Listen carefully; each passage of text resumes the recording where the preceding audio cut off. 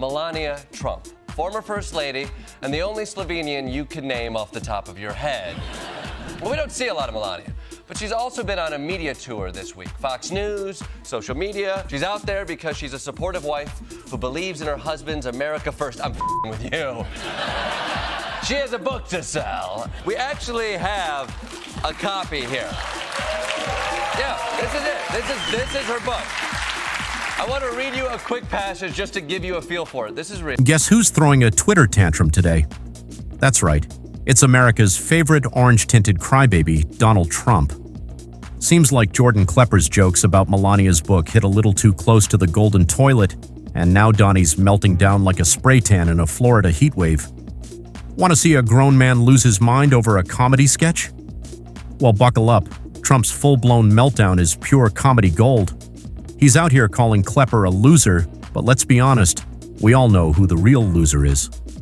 Hint, it's the guy who's allergic to humor and gets roasted harder than his steaks. But first, a quick favor. If you're enjoying the roast, hit that like button and subscribe. Over 98% of you watch without subscribing. It costs you nothing, but it helps us keep the content spicy. Did you do it? Legend. Thanks. All right, back to the show. So here's what happened. Jordan Klepper, political comedian extraordinaire, decided to review Melania Trump's White House memoir. Now let's be real, we're not exactly talking about a literary masterpiece here. Melania isn't exactly known for dazzling prose or deep insight, unless Be Best counts as philosophy. So naturally, Klepper saw an opening and ran with it. Picture this. Klepper sitting in his studio, holding Melania's book like it's a cursed artifact. His eyebrows arching, eyes squinting, flipping pages like he's searching for meaning in a shampoo label. You can practically see the punchlines forming as he reads, and oh boy, did he deliver. As Donald prepared to go down to his office on Wednesday morning, he and I had a private moment. Congratulations, I said. What an achievement. All those other people. And you won. Would you have married Donald Trump if you had a crystal ball that said he would be president? That's a interesting question. I gotta wipe away a tear on that one. That is a heartwarming moment that definitely wasn't created by ChatGPT. Klepper cracks open the chapter on cyberbullying and with a smirk and enough sarcasm to flood Mar-a-Lago says, written by the wife of the world's most famous Twitter troll, irony, thy name is Melania. The audience loses it. We're talking full-on belly laughs like someone just opened a tickle factory and let the interns loose. But Klepper, he's just getting started. He flips to the section on Melania's decorating tips for the White House and reads aloud with a raised brow. Use only gold paint and pictures of yourself. He pauses, deadpans, and lets it land. Revolutionary. The crowd's now doubled over, probably picturing the White House looking like a tacky Vegas hotel lobby designed by Liberace's ghost, and the roast keeps rolling. Klepper skewers everything from Melania's infamous Be Best campaign, which always felt more like a group project done the night before it was due, to her iconic I really don't care do you jacket, worn during a humanitarian visit like it was Casual Cruelty Friday. Each punchline lands harder than the last, like he's going for the comedy TKO. But then comes the grand finale, the moment where the jokes cut just a little deeper. Klepper puts the book down, looks straight at the camera and says, when I look at their shared love of exploiting the political system for personal gain, I don't just see a couple, I see two soulmates. His delivery? A masterclass in mock admiration, layered with just enough venom to make it sting. He doesn't sleep much. He does, of course. Does he wear needs to. pajamas? No. No. What does he wear when he sleeps, Melania? Well, one of the things she... Oh. But maybe hearing about Donald Trump's bedtime routine from Melania doesn't get your engines revving. Fortunately, the campaign also brought out someone for the ladies. Former senior advisor to President Trump, Stephen Miller. Melania says, you are naked in bed. And he says, and you are the first lady. Good luck. The crowd absolutely erupts, standing ovation, full volume. No doubt about it, Klepper's roast of Melania's book just detonated like a comedy nuke. Social media ignites, memes fly faster than Trump fires cabinet members, And Klepper's one-liners are getting passed around like hot gossip at Mar-a-Lago brunch. But here's the kicker. Klepper isn't just cracking jokes. He's using comedy as a flamethrower to expose the circus act that is American politics. By dragging Melania's book through the comedic mud, he's actually setting fire to the whole Trump freak show. And let's face it, when the political scene feels like a mashup of a horror film and a bad reality show, sometimes laughter's the only thing keeping us sane. Klepper isn't just making us chuckle, he's giving the nation group therapy through satire. Buckle up, folks. This is the Trumpster fire of the decade. Our tangerine-toned ex-commander in tweet just found out he's become the internet's favorite punchline, and let me tell you, he is not taking it well. Picture him, sprawled across his gold-plated furniture, scrolling his phone like a teenage influencer thirsting for likes. Then bam, he stumbles on Klepper's roast of Melania. His famously tiny fingers stop mid-scroll. His face turns a shade of red Pantone hasn't even cataloged yet. You can practically hear the clunky gears creaking inside that orange dome. How dare they insult my beautiful wife's masterpiece? You just know he slammed that caps lock like it was a nuclear launch button. And then, folks, brace yourselves. The tweet storm to end all tweet storms began. Trump's fingers went ballistic, firing off a tantrum that could make a biker blush. Failing comedian Jordan Klepper is a total loser, he screeched into the abyss. No one laughs at him. Sad. But wait, there's more.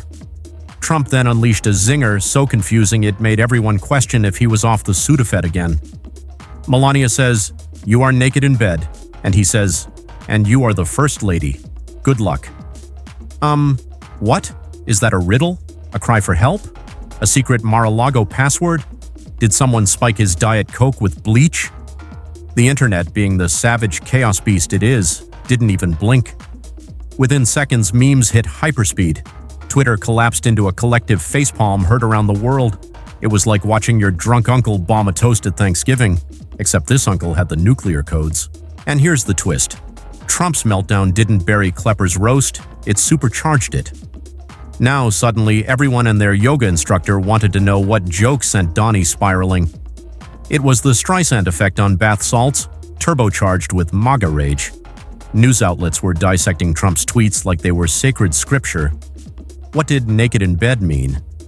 Meanwhile, Klepper probably sat poolside with a cold one, watching the chaos unfold like a Netflix special. All thanks to Trump's paper-thin ego and Twitter trigger fingers. Bottom line, when you make a bully the butt of the joke, it hits harder than any policy paper. Trump thought he was striking back. All he did was pour jet fuel on the bonfire. Imagine trying to stop a wildfire with gasoline, and the fire is laughter, and the gasoline is Trump's ego. And just when you thought it couldn't get more ridiculous, the internet showed up with popcorn. Teens, boomers, and everyone in between joined the digital roast.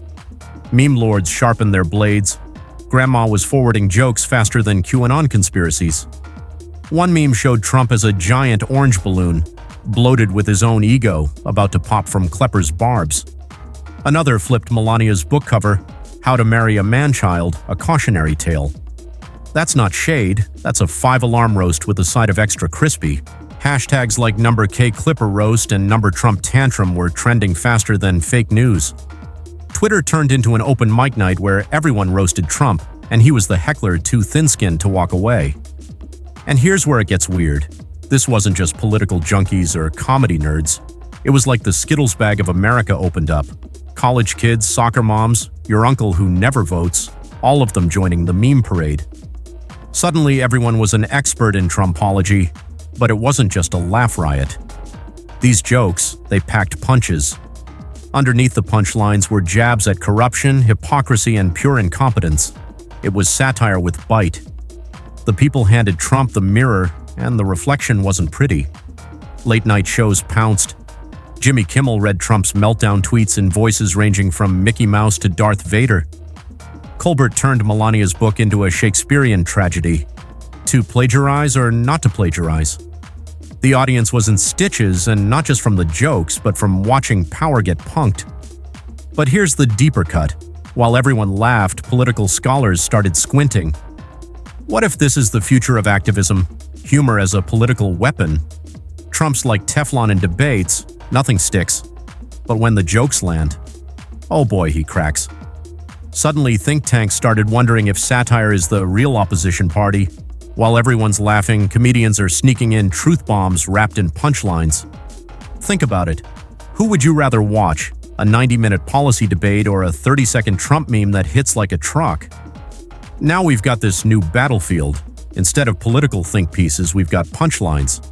Instead of signs in the street, memes on your feed. The resistance isn't marching, it's roasting. Sure, some folks clutch their pearls. What about dignity? What about decorum? But let's be real. When was the last time anyone stayed awake during a policy briefing?